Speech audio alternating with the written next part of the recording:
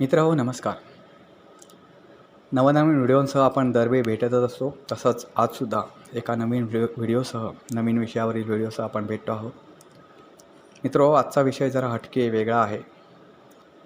वेगळा म्हणजे यूट्यूबवर तसे खूप व्हिडिओ तुम्हाला सापडतील, पण माझ्या यूट्यूब चॅनलवरचा हा हटके विषय आहे. कारण या विषयावर मी कधीही एकदाही व्हिडिओ बनवलेला नाही. तर आजचा विषय आहे राजकीय. मित्रहो, गेल्या काही महिन्यांमध्ये किंवा काही वर्षांमध्ये जरी म्हटलं तरी चालेल, आपल्या देशामध्ये विशेष करून आपल्या राज्यामध्ये जे राजकीय वादळ घोंगावतं आहे ते कुठल्या दिशेनं कुठले वारे कोणत्या दिशेने वाहत आहेत हेच कळेनासं झालं आहे. सर्वसामान्य माणूस तर राजकारण म्हणजे काय हे सुद्धा विसरून गेलं आहे. आज आपण एका पक्षात आहोत, उद्या आपला नेता कुठल्या पक्षात असेल हे काहीसुद्धा सांगता येत नाही. कुठलेही आढाके बांधता येत नाहीत. मित्रहो, आरोप प्रत्यारोप याच्या पलीकडे कोणत्याही बातम्या टी व्ही किंवा माध्यमांवर नसतात. आणि त्या राजकीय बातम्यांमध्ये सुद्धा आरोप आणि प्रत्यारोप एवढ्याच बातम्या राहतात. कधी EVM घोटाळ्याचे आरोप होतात, कधी आणखी कसले आरोप होतात. त्या आरोप प्रत्यारोपांपलीकडं राजकारण आणि विकास कामं याच्यावर कोणीच बोलत नाही. मधीच एखादा प्रश्न पेटून उठतो आणि तितक्याच त्वरेनं तो विझतोसुद्धा. तर म्हणून आज या सगळ्यांवर आपण एक व्हिडिओ बनवावा असं मला वाटलं. आणि हा व्हिडिओ बनवताना मी प्रामाणिकपणे सांगतो की मी कुठल्याही राजकीय पक्षाशी बांधील नाही. जी काय फॅक्ट आहे, जे काय देशामध्ये चाललं आहे, राज्यामध्ये चाललं आहे, त्याला स्मरून हा व्हिडिओ मी बनवतो आहे. मी कुठल्याही राजकीय पक्षाचा बांधील नाही किंवा मी कुठल्याही राजकीय पक्षाचा कार्यकर्ता नाही की मी कोणी त्यांचा चाहतासुद्धा नाही. हा मी निरपेक्षपणे आणि तिराहितपणे हा व्हिडिओ बनवतो आहे. मित्र, खूप वेळा असा आरोप होतो की EVM घोटाळा. तर आजच्या व्हिडिओमध्ये EVM घोटाळा खरंच आहे का? नरेंद्र मोदी दरवेळी सत्तेवर कसे येतात इथपासून अगदी विरोधी पक्षांना यश का मिळत नाही इथपर्यंत सर्व गोष्टी या व्हिडिओमध्ये संक्षिप्त रूपात म्हणजे फार खोलात न शिरता या गोष्टींना मी स्पर्श करणार आहे. पहिला मुद्दा जो आहे तो EVM घोटाळा. मित्रहो, विरोधक सध्या EVM घोटाळा असे ओरड करताना दिसतात. आणि काही राजकीय पक्ष तर म्हणतात की मतपत्रिकेद्वारे मतदान घ्या आणि तुम्ही निवडून येऊन दाखवा. तर मित्र, असं काही नाही आहे. काही ठिकाणी 1-2 ठिकाणी असे फॉल्ट होत राहतात आणि तीच बातमी सगळीकडे व्हायरल होत राहते आणि तुमच्या मनावर एक असं ठसवलं जातं की EVM घोटाळा झाला आणि मोदी सत्तेवर आले. तर असं काही घोटाळा कोणताही नाही. आणि असा जर कुठे घोटाळा असतो तर सगळ्या राज्यामध्ये भाजप पलीकडं इतर कुठल्याच पक्षाची सत्ता आली नसती किंवा भाजपने सुद्धा इतर कोणत्याही पक्षाशी तडजोड करण्यापेक्षा स्वतःचाच स्वबळावरच सत्ता आणणं पसंत केलं असतं. आता मतपत्रिका ज्यावेळी होत्या त्यावेळी घोटाळे नव्हते का? तर त्यावेळी होतं, बोगस मतदान होत होतं, मतपेट्या पळवण्याचे प्रकार होत होते. त्यावेळच्या जर जुन्या तुम्ही बातम्या काढून बघितल्या तर तुम्हाला ते दिसेल. पण मित्र, आपलं सध्या कसं सुरू आहे माहिती आहे का? आपण जुनं विसरत चाललो आणि जे आता समोर घडतं आहे तेच सत्य आहे, तोच इतिहास आहे आणि तेच सत्य आहे एवढं आपण मानत चाललो आहे. आता मोदींच्या ज्या काही वाईट गोष्टी पसरवल्या जातात, काही चांगल्या गोष्टी असतील किंवा वाईट गोष्टी ज्या पसरवल्या जातात त्या तुमच्यापर्यंत इझी पोहोचतात. कारण आता सोशल मीडिया हे खूप स्ट्रॉंग झालं आहे. त्यामुळे मोदी किती वाईट आहेत हे तुमच्या मनावर जे ठसवलं जातं आणि ते तुम्ही कधी ॲक्सेप्ट करता, ते ह्याच्यामुळे की समाज माध्यम आता खूप प्रभावी झाले. दिल्लीत जरी खट झालं तर तुमच्यापर्यंत ती बातमी 2 मिनटात किंवा 5 मिनटात येऊन पडते. त्यामुळे तुम्हाला या गोष्टी ह्या इझी माहिती झाल्या आहेत. पण पूर्वी असं नव्हतं का? तर पूर्वीचे पेपर काढलात किंवा पूर्वी तुम्ही जर इंटरनेटवर सर्च मारला तर तुम्हाला खूप गोष्टी कळतील की मतपेट्यासुद्धा पळवण्याचे प्रकार झाले होते, बोगस मतदानसुद्धा झालं होतं. आणि EVM ही जी गोष्ट आली तर मतपेट्या म्हणजे एकतर कागदाचा खर्च वाचवणं हा एक पर्याय होता आणि त्याच्या पलीकडे दुसरा पर्याय बोगस मतदानाला आळा घालणं. मला सांगा, तुम्ही मतपेटीत मतपत्रिका टाकले आणि समजा 4-5 लोकांनी अशा मतपत्रिका बोगस मतदान करून त्या टाकल्या, तर त्याच्यात कुठे काय करणार आहे की किती बोगस मतपत्रिका टाकल्या, कुणी टाकल्या हे कुठे कळणार. EVMला तर काही का असेना पण नोंद तरी होते. मतमोजणीला ते सोपं जातं. आणि हा EVMचा जो विषय आहे तो काँग्रेसनं आणलेला आहे. हा BJPनं EVM आणले. EVM मशीन हे काय BJPच्या BJPच्या कार्यकाळात काय आलेलं नव्हतं ते. त्यामुळे त्याला घोटाळा कसं म्हणायचं. आणि जर घोटाळा म्हणत असाल तर ज्या ज्या ठिकाणी भाजपेतर इतर सरकारं स्थापन झालेली आहेत, कर्नाटक असेल किंवा इतर राज्यांमध्ये असेल, आपल्या महाराष्ट्रातसुद्धा अनैसर्गिक सरकार असं बसलं होतं, तर ते सरकार असेल, तर ते सरकार जे बसलं तो पण EVM घोटाळ्यातून बसलं का, हाही एक विषय उरतो. तर मित्र हो, मी प्रत्येक पॉईंटच्या शेवटी तुम्हाला सांगणार आहे की मी बोलतो आहे किंवा अमुक एका वक्ता बोलतो आहे, हे बोलतो आहे त्याच्यावर विश्वास ठेवण्यापेक्षा तुम्ही त्याची पडताळणी करा आणि सत्य काय ते शोधून काढा. कारण मित्र हो, प्रत्येक मतदाराची आता ही लोकशाही जर सदृढ करायची असेल तर माझ्या चॅनलवर मी काय बोलतो आहे किंवा दुसऱ्या चॅनलवर तो त्याच्या काय बोलतो आहे हे करण्यापेक्षा जो कोणी बोलतो त्याची पडताळणी करा, त्याच्या सत्यतेची पडताळणी करा आणि तुम्ही ठरवा मग खरं काय खोटं काय. तर हा झाला EVM घोटाळ्याचा विषय. मित्र हो, दुसरा एक विषय, प्रत्येक वेळी मोदीच सरकार सत्तेवर का येतं. म्हणजे प्रत्येक वेळी म्हणण्यापेक्षा ते 2 वेळा, आता 2 टर्म तर झाल्या, तिसरी टर्म पण आता ते सत्तेवर येण्याच्या तयारीत आहेत. तर मित्र हो, मी नेहमी म्हणतो मोदींमध्ये निवडून येण्याची किती ताकद आहे यापेक्षा देशातला विरोधक हा प्रबळ नाही. त्यांनी अगदी उद्विग्न मोदींवर जो उद्विग्न झालेला मतदार आहे तर त्यांच्या भाषेत त्यानं या विरोधकांवरही तेवढंच उद्विग्न झालं पाहिजे, कारण त्यांनी हातात बांगड्या भरलेल्या आहेत. खरं सांगायचं तर देशासमोर अनेक प्रश्न आहेत जे सगळे मोदींनी अजून सोडवलेले नाहीत. ते शक्यही नाही 10 वर्षात सोडवणं, पण ते सोडवण्यासाठी प्रयत्न करायला हवेत. यासाठी विरोधकांनी ज्या पद्धतीनं आग्रही राहायला हवं त्या पद्धतीनं ते राहत नाहीत, ही फॅक्ट आहे. तो विरोधकसुद्धा तो आपलं पोट भरण्याच्या मागे लागलेला आहे. त्यामुळे मोदी सरकार नेहमी सत्तेवर येतो आहे. हा एक पॉईंट झाला. मित्र हो, हे मी याच्यासाठी म्हणतो, तुम्ही बघा ना, विरोधकांनी किती आंदोलनं केली आणि ती किती देशव्यापी आंदोलन झाले आणि ती किती प्रबळतेनं झाली, किती प्रखरपणे झाली, तर काहीसुद्धा आंदोलनं झाली नाहीत. महागाई विरोधात फक्त विरोधक हे चॅनलवर येऊन बोलतात किंवा एखादा छोटासा रास्ता रोको करतात, झालं, विरोधकांचं कार्य संपलं. त्यांच्या मनात एक न्यूनगंड आलेला आहे की आपण कशाला जनतेचं हित पाहायचं, ते तर नेहमी मोदींनाच निवडून देतात. पण ते असा कधी विचार करीत नाहीत की तुम्हाला मोदींना निवडून न देता तुम्हाला निवडून का द्यावं. तुम्ही तुमचं कार्य तर दाखवा. ठीक आहे, तुमच्याकडे आता पैसे नसतील, सगळी सत्ता BJPकडे आहे, तुमच्याकडे निधी नसेल, ह्या गोष्टी आम्हाला मान्य आहेत, पण तुम्ही जनतेचे प्रश्न घेऊन लढा तरी, आणि ते प्रखरतेनं लढा की सरकारनं तुमच्यासमोर गुडघे टेकले पाहिजेत. तुम्ही जनतेला हवं असलं तर मत दिला घ्या. तुमच्यासमोर जनता, तुमच्याबरोबर जनता का येत नाही, ह्या एक विचार करण्यासारखी गोष्ट आहे. दुसरी एक विचार करण्यासारखी गोष्ट म्हणजे नरेंद्र मोदी जे आहेत त्यांच्या काही गोष्टी घेण्यासारख्या आहेत ज्या विरोधकांनी घ्याव्यात. ते 5 वर्षात सतत कार्यशील राहतात. कार्यशील म्हणण्यापेक्षा कोणत्या आमदार किंवा कोणत्या खासदाराविरोधी नाराजी आहे त्याच्या मतदारसंघात, इथपासून ते अगदी मंत्री म्हणून त्याचं कार्य कसं राहिलं इथपर्यंत ते लेखाजोखा घेत राहतात. आता तुम्हाला उदाहरण सांगायचं झालं तर BJPनं 1 ते 1.5 वर्षापूर्वी, आता लोकसभा निवडणुका अजून लागायच्या आहेत, पण त्याच्याही 1-1.5 वर्षापूर्वी एक सर्व्हे केला होता की BJPला अनुकूल वातावरण देशात किती आहे, आणि त्याचे जे रिझल्ट आले त्याच्यानुसार त्यांनी संबंधित खासदार असेल किंवा संबंधित मंत्री असेल तर त्यांची कान उघाडणी केली की तुम्ही कार्य करा. त्याच्यात आता तुम्ही बघितलं असाल की आमदार आपल्या दारी, आमदार आपल्या वस्तीत, ही एक नवीन स्कीम काढली होती. तर आमदार एका गावामध्ये जाऊन वस्ती करायचा.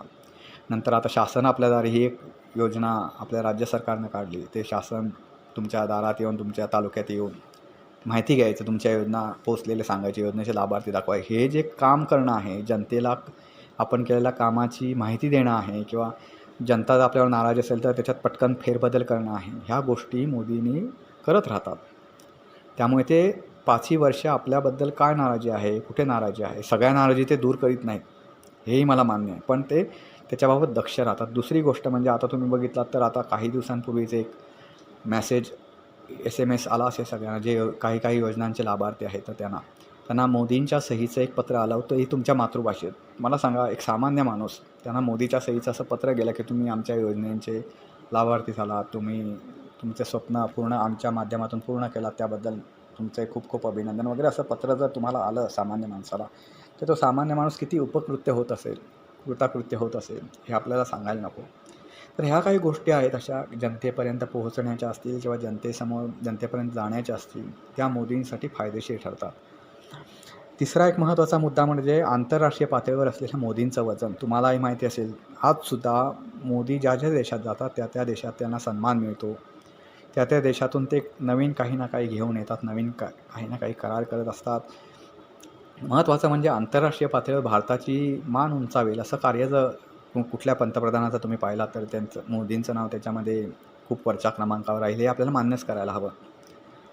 ह्या काही गोष्टी आहेत अशा की ज्यामुळे मोदींचं स्थान हे नेहमी पक्कं राहतं. लोकांच्या मनात जेवढी नाराजी आहे तितक्याच खूप प्रमाणात त्यांच्याबद्दल आपुलकीसुद्धा आहे. आणि आता मोदी भक्त एक शब्द रूढ झाला आहे, तर त्यांच्याद्वारेही सांगेन, मोदी भक्त तुमच्या भाषेत जर सांगायचं झालं तर मोदी भक्त या देशात खूप आहेत जे मोदींची कायम स्तुती करतात. त्यामुळे लोक मोदींशी, जी सर्वसामान्य लोक आहेत ती मोदींशी परत कनेक्ट होतात. जरा कुठे राग असला तरी तो राग रोसवा सोडून मोदींशी परत कनेक्ट होतात. त्यामुळे नरेंद्र मोदींचं स्थान हे पक्कं आहे आणि त्यांच्या हातात यश आहे. आता अशी महत्त्वाचा दुसरा एक मुद्दा मी सांगितला होता व्हिडिओला सुरुवात करण्यापूर्वी, तो म्हणजे विरोधकांची सत्ता का येत नाही. तर विरोधकांचं काही बाबतीत कोल्यासारखं असतं. कोल्याला द्राक्ष तोडता आली नाही की ते आंबट आहेत असं कोला जसं म्हणतो, तसं विरोधकांचं झालेलं आहे. तुम्ही एक स्वतः जर सर्वे केलात, एक आजूबाजूचं वातावरण बघितलं तर तुम्हाला कळेल की विरोधकांना फायदेशीर वातावरण असं कुठेच नाही आहे. ते का नाही आहे? तर आता तुम्ही इंडिया आघाडी काढली, तुम्हीच पाहिलात त्या इंडिया आघाडीची किती शक्ल झाली. इंडिया आघाडीची शक्ल किती झाली हे तुम्ही पाहिलात. इंडिया आघाडी ही 2 मिटिंगांपुरतीच टिकली. तिसऱ्या मिटिंगच्या दरम्यान त्या आघाडीची खूप शक्ल झालेली होती. म्हणजे ममता बॅनर्जी बाहेर पडल्या, बिहारचे मुख्यमंत्री नितीश कुमार बाहेर पडले आणि ते डायरेक्ट तर BJPलाच जाऊन मिळाले. ही विरोधकांची स्थिती आहे. जेवढे विरोधक एकत्र मोठ बांधण्याची शरद पवारांनी तयारी केली, शरद पवार असेल किंवा महाराष्ट्रातल्या नेत्याने असेल किंवा इतर नेतेसुद्धा एकमेकांना आपण एक जवळ येऊया मोदींच्या विरोधात असं म्हणत होते, ते तितक्याच वेगानं लांब झाले. त्यामुळे इंडिया आघाडीचं आता काय, हा महत्त्वाचा प्रश्न राहतो. मोदींनी सुरुवातीलाच काँग्रेस मुक्त भारत अशी घोषणा केली होती. मित्र, आज तुम्ही काँग्रेसची स्थिती बघताय. आता तुम्हालाही काँग्रेसची दया येत असेल, पण मित्र हो, एक महत्त्वाचं मानलं पाहिजे, काँग्रेसने आजपर्यंत केलेले राजकारण जे आता ते स्वातंत्र्याच्या काळात काँग्रेसच होती आणि काँग्रेसनं स्वातंत्र्य मिळवून दिलं हे त्या बळावर काँग्रेस मतं मागतं आहे. तर मित्र, नेहमी लक्षात ठेवा, काँग्रेसच्या जुन्या लोकांनी स्वातंत्र्य मिळवून दिलं. त्या काँग्रेसच्या नेत्यांचा आणि ह्या नेत्यांचा काही संबंध नाही. त्यांनी पुण्य केलं म्हणून तुम्हाला मतदान का करावं जनतेनं, मला सांगा. म्हणजे मोदींचे आजोबांनी एवढा दानधर्म केला म्हणून मोदींना मतदान कोणी करेल का? तर नाही करणार. मोदींची कार्यक्षमता तेवढी आहे म्हणून त्यांना लोक मतं करतात. तसं तुम्ही तुमची कार्यक्षमता सिद्ध करा आणि मतं मागा. जुन्या काँग्रेसनं स्वातंत्र्यासाठी लढा दिला म्हणून तुम्हाला मतदान करावं अशी तुम्ही अपेक्षा करणं हे चुकीचं आहे. दुसरं एक महत्त्वाचं म्हणजे राहुल गांधींकडे भूमिका घेण्याची क्षमता नाही. मध्येच राहुल गांधींनी एक यात्रा काढली होती, तुम्ही पाहिला असाल. त्या यात्रेद्वारे ते पायी फिरले, लोकांमध्ये मिसळले, ह्या सगळ्या गोष्टी मान्य आहेत. त्या यात्रेला खूप यशही मिळत गेलं होतं. पण त्यांची यात्रा ही मोदींविरोधात होती म्हणण्यापेक्षा एक देशासमोरचे प्रश्न मांडणारे आणि लोकांच्या समस्या जाणून घेण्यासाठी ती यात्रा होती असं त्यांनीच सांगितलं एका मुलाखतीत. आणि खूप वेळा ते सांगायचे की मी कोणावर टीका करायला इथे आलेलो नाही, मी मोदींवरही टीका करायला आलो नाही, तर मी लोकांच्या समस्या जाणून घ्यायला आलेलो आहे असं ते म्हणायचे. आता ते महाराष्ट्रात आल्यावर त्यांनी स्वातंत्र्यवीर सावरकरांच्या मुद्द्याला हात घातला आणि स्वातंत्र्यवीर सावरकरांनी देशविरोधी कसे होते, देशहिताविरोधी ते कसे होते हे त्यांना पटवून देण्याचा प्रयत्न केला. आता हा मुद्दा काढण्याचाही ते विषय होता का, की ती लोकांसमोरची सध्या समस्या आहे का? तर अजिबात नाही. आणि तुम्ही कितीही बोललात तरी देशात खूप मोठा वर्ग हा सावरकर प्रेमी आहे. भलेही ते बोलून दाखवत नसतील, पण त्यांनाही माहिती आहे की सावरकर हे चीज काय होते. आज खूप लोक गांधीजींचं नाव घेतात मित्र. आपल्याला मतदारांना किंवा लोकांना कसं वाईट बनवलं जातं, वाईट त्यांच्या मनात पेरलं जातं हे सांगतो. आता जे गुंड लोक आहेत ना, ते म्हणतात नथुराम गुंड होता आणि दहशतवादी, गुंड नाही, दहशतवादी होता नथुराम. आणि गांधीजी, आपण गांधीजींचे विचार पुजले पाहिजेत असे कोण लोक सांगतात, जे दुसऱ्यांच्या घरात घुसून हाणामारी करतात. आता गांधीजींनी हाणामारी केली का अशी कधी आयुष्यात? त्यांनी कधीही अहिंसा केली नाही. पण हे लोक अहिंसा न करता राहतील का? ह्यांच्यावर एक गोळी झाडा, ते 2 गोळ्या तुमच्यावर झाडतील, असं गांधीजींचं तत्त्व होतं का? तर नाही. हे तुम्हालाही मान्य आहे. आणि ते लोक गांधीजींचं नाव घेऊन त्या नथुरामला दहशतवादी ठरवतात. म्हणजे केवढा मोठा हास्यास्पद विनोद आहे, हसण्यासारखा विनोद आहे. तर तुम्ही बघा. तर महत्त्वाचा मुद्दा इथं की राहुल गांधींनी अशी भूमिका घेतली, त्यांना कळत नाही की देशातलं जे जनमत आहे, देशातल्या लोकांचं जनमत जे आहे ते कोणाच्या बाजूनं आहे, हे त्यांच्यावर त्यांचा अजिबात अभ्यास नाही. मग त्यानुसार आपण चाललं पाहिजे, तर त्यांना अजिबात ते हे करत नाहीत. आणि त्याची फळं त्यामुळे त्यांच्यापासून एक मोठा वर्ग हा लांब राहतो. आता महत्त्वाचा विषय म्हणजे शरद पवार. शरद पवार हे जुने जाणते नेते आहेत. दुसरं एक महत्त्वाचं म्हणजे शरद पवार हे महाराष्ट्रातले एकमेव नेते असे आहेत की जे पंतप्रधान पदापर्यंत पोहोचू शकतात. एवढी हुशारी असलेले ते नेते आहेत. पण मित्र, कसं असतं की एखाद्याकडे हुशारी असून चालत नाही. ती हुशारी कुठे वापरली पाहिजे आणि कशी वापरली पाहिजे यालासुद्धा महत्त्व असतं. आजपर्यंत शरद पवारांचा जर तुम्ही इतिहास पाहिलात तर ते विश्वासघातकी राजकारणी म्हणून अख्ख्या राजकारणात प्रसिद्ध आहेत. उदाहरणार्थ आता अलीकडचं सांगायचं झालं, राष्ट्रवादी ज्यांनी स्थापन केले ते सोनिया गांधी पंतप्रधानपदी बसणार अशी त्यावेळी चर्चा होती. आणि ते त्यांच्या विदेशीपणाचा मुद्दा घेऊन ते काँग्रेसमधून बाहेर पडले. आणि आता त्याच काँग्रेसबरोबर ते हातमिळवणी करत आहेत. हे महत्त्वाचं आहे. मित्रहो, त्यांनी पुलोदा सरकार स्थापन केलं. ते कोणाबरोबर केलं हाही मुद्दा तुम्ही कधीही त्याच्यावर इंटरनेटवर माहिती घ्या. मी त्या खोलात शिरत नाही खूप, कारण व्हिडिओ खूपच लांबत जाईल. ह्या गोष्टी जर तुम्ही बघितल्या, जुन्या गोष्टी तुम्ही उकरून काढण्यापेक्षा, कोणीही लिहिलं आहे किंवा कोण बोलतं याच्यापेक्षा जुन्या गोष्टी तुम्ही सर्च मारला तर शरद पवारांचा सगळा इतिहास राजकारणातील तुम्हाला लगेचच दिसून येईल. त्यामुळे एक विश्वासघातकी राजकारणी म्हणून शरद पवारांची एक इमेज राजकारणामध्ये राहिलेली आहे. त्यामुळे पंतप्रधान पदाजवळ जाऊनसुद्धा त्यांना ते पद मिळवता आलं नाही. मित्र हो, ह्या गोष्टी शरद पवारांबद्दल आहेत. आता राहिला प्रश्न शरद पवारांच्या मुत्सद्दीपणाचा. खूप लोक मीडिया यांनी शरद पवारांना गौरवलेलं आहे की ते खूप मुत्सद्दी आहेत वगैरे वगैरे. मित्र, कसं आहे, शरद पवार मुत्सद्दी आहेत असं जर म्हणावं, हुशार आहेत म्हणावं. आता मी अगोदरच म्हटलं हुशार आहेत, ते नो डाऊट ते हुशार आहेत. पण मीडिया ज्या प्रमाणात भासवते की त्यांच्यासारखा कुठलाच नेता नाही, आता असं समजू नका. असं जर ते हुशार असते तर मला सांगा, त्यांचा राष्ट्रवादी पक्ष काढल्यापासून ते 2 अंकी संख्येतच त्यांची आमदार संख्या जी आहे ती 2 अंकी संख्येतच अजून आहे. 3ऱ्या अंकामध्ये ते अजून गेलेले नाहीत. उलट BJP हा पक्ष एकेकाळी असा होता की शिवसेनेवर खूप अवलंबून होता. हा पक्ष शिवसेनेवर खूप अवलंबून होता. आणि शिवसेना ज्या ठिकाणी प्रबळ, तिथेच BJPचा उमेदवार निवडून यायचा. इतकी BJPची ताकद ही राज्यातील खूपशा ठिकाणी कमी होती. तर शिवसेनेच्या बरोबर राहिल्यामुळे BJPचे लोक निवडून यायची. तोच BJP नंतर नरेंद्र मोदींच्या काळात एवढी त्यानं ग्रीप घेतली की त्यांची संख्या डायरेक्ट 3 अंकी संख्येवर गेली. तरीही शरद पवारांची संख्या 3 अंकी, आमदारांची संख्या ही 3 अंकी संख्या गाठवू शकलेली नाही आजपर्यंत. मग त्याला मुत्सद्दी, हुशार कसं म्हणावं? हा महत्त्वाचा प्रश्न आहे. आणि हा लोकल पक्ष आहे इथला. राष्ट्रवादी हा महाराष्ट्रातला पक्ष आहे, असा काही देशपातळीवरचा पक्ष नाही तो, किंवा भाजपसारखा आहे, काँग्रेससारखा आहे. तर आधीमध्ये ह्या प्रादेशिक स्तरावर ह्या गोष्टी होत राहतात. तर असाही पक्ष नाही, तो इथला लोकल पक्ष आहे. तर त्यांना ह्या गोष्टी त्याच्याकडून अपेक्षा नव्हत्या.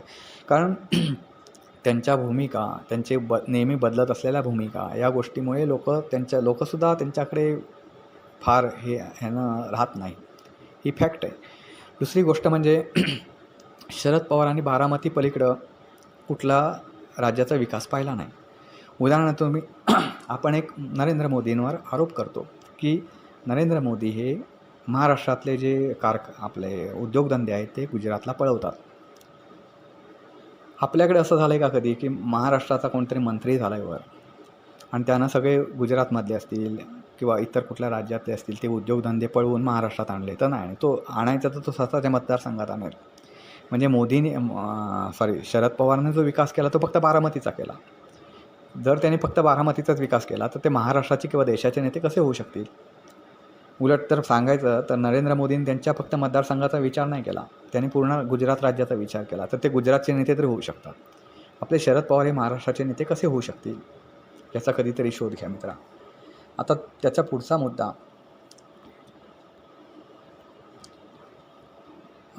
आता जे येणाऱ्या निवडणुका आहेत त्याच्यातसुद्धा खूप गुंतागुंत आहे. आणि आता तुम्हालाही जनमताचा अंदाज आलाच असेल की यावेळी मोदींशिवाय यावेळीसुद्धा पर्याय नाही. आणि आता सध्या जे इनकमिंग काँग्रेसमध्ये BJPमध्ये सुरू आहे ते पाहता, ते जर पाहिलं तर त्याच्या पुढच्या 5 वर्षातही ह्या विरोधकांना काही सत्ता मिळेल असं सध्याचं वातावरण वाटत नाही. मित्र, आता राहता राहिला प्रश्न ईडीचा, निवडणूक यंत्रणेचा कुठल्याही यंत्रणेचा गैरवापर. कुठल्याही यंत्रणेचा गैरवापर ही सत्य गोष्ट आहे. BJPनं तो खूप अतिरेकी प्रमाणात केलेला आहे, हे मला मान्य आहे. पण त्याच्याही प्रमाणात मला नेहमी वाटतं की हे कुठेतरी थांबणारच नाही का. विरोधक त्याच्या बाबतीत का बोलतात, फक्त ते मीडियासमोर येऊन बोलतात, पुढे काय द्यायचं.